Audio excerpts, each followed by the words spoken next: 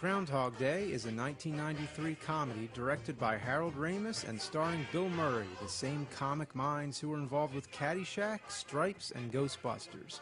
If you liked any one of those movies, you should definitely see Groundhog Day. It's about a weatherman named Phil Connors who travels to Punxsutawney, Pennsylvania to report on the annual Groundhog Day celebration. He's not too excited about it. He acts like a jerk in the way that only Bill Murray could pull off. This is pitiful. 1,000 people freezing their butts off waiting to worship a rat. But it makes sense, too. I can understand what he's thinking. It's such a stupid holiday.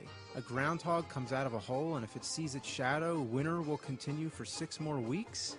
What if you see your shadow before the groundhog does? What if there's a cloud passing? Or what if the groundhog doesn't come out of the hole? What if it's dead? Why didn't my video wait till Groundhog Day? Because who cares? That's the beauty, that the filmmakers picked such a random day.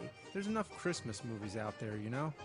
After a snowstorm, Phil has to stay in town for an extra day.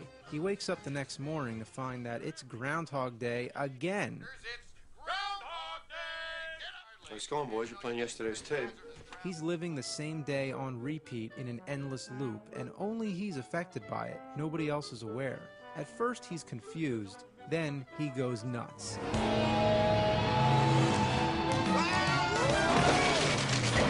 Everyone at some time feels like they're stuck in the same place, and every day is the same. In the movie, it's literal, but in real life, it could be something like a job where you do the same thing over and over.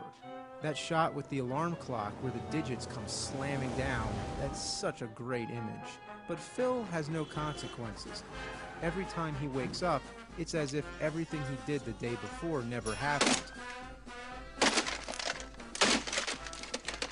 So he starts doing some pretty desperate things and kills himself in many different ways.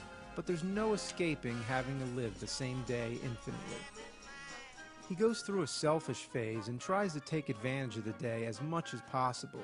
He tries to win over the girl, so to say, by taking advantage of things he learned from her the day before and pretending to be in love. It's really a wonderful parody of romantic situations.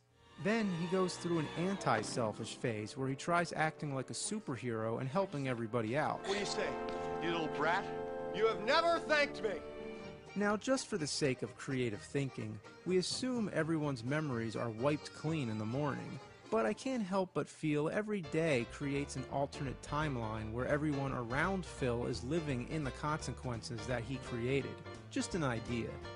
I've also wondered what would happen if he didn't go to bed. Would everything just stop and reset? But it doesn't matter. It never explains why this is happening. It's not science fiction. There's no time machine, no magic portal, no evil curse. It doesn't matter. It's all about what's going on with the character, all the different moods he goes through, the decisions he makes, and how he changes.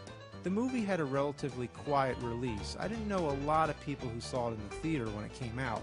I guess most of us just thought it would be a silly comedy with Bill Murray acting funny. But it's so much more.